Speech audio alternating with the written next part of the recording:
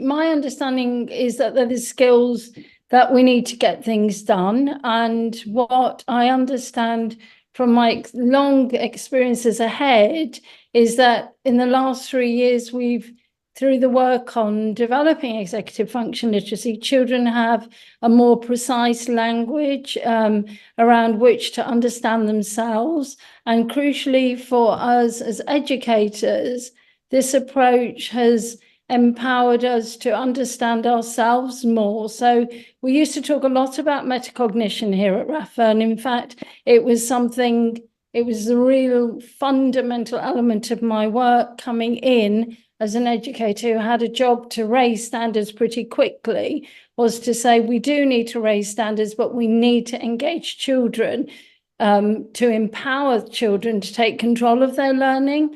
And using executive functions, which is new to us, only 3 years now. Children have a language, adults have a language. So there's skills children need to get things done. I guess in my context, what we know about executive function skills, everybody has a different EF profile, and it's really helped the team understand that children's EF profiles can be different, and that not to be aligned with their cognitive intelligence.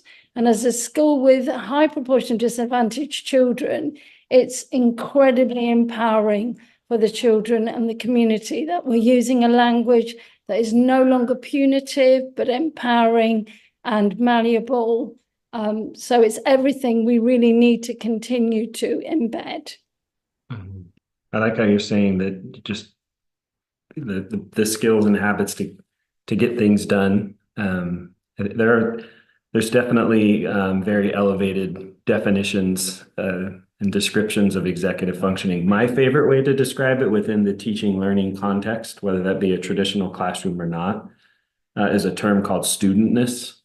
That's not mine, borrowed from a school that they adopted my program many years ago, and we've collaborated for almost 15 years. And it was this way to very clearly and simply define like what we're trying to promote and bring about in young people. And within that teaching learning context, I love that term studentness. And the way I would describe it to my students is that this is kind of everything that's really foundational, that for some reason nobody ever talks about and no one ever teaches. We kind of just hope you pick these skills up as we move through life. And based on your lived experience, Naheeda, the students, sounds like at your school that you're serving, there's an equity issue there around executive functioning, from my experience. And so when we talk about leveling the playing field and setting all students up for success, it's that foundation that we can no longer just hope students pick these skills up, because they do have, they pay dividends, of course, in the teaching learning context, but they're the skills we all use. Someone's here at 11 o'clock at night in Australia. That takes time management and planning. And, there's these things are, they're life skills. And if there's anything, I find this really interesting, that, silver lining to the pandemic is it feels to me like there's a global shift happening around executive functioning in schools, and at a minimum, a curiosity about how do we do this work? Because I've never ever met a parent or an educator that doesn't think young people will benefit from developing their executive functioning, and yet it's bewildering that we've kind of hoped all along that this happens. So that shift to say, no, we need to do this. How do we do that?